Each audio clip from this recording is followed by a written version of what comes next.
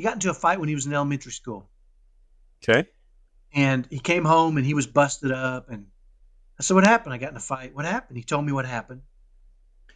So I went up to the school because I knew I was going to have to anyway, because both of them got busted up a little bit.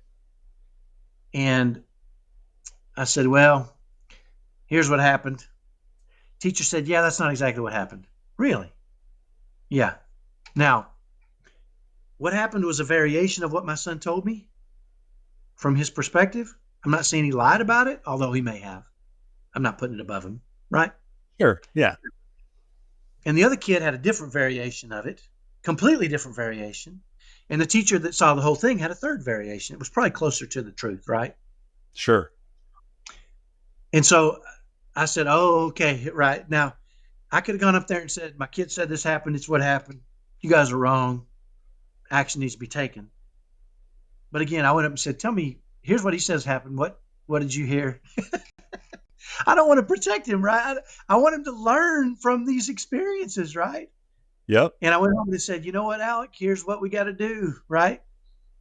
And so we had this conversation, and I let him suffer the painful outcome. Again, I love him.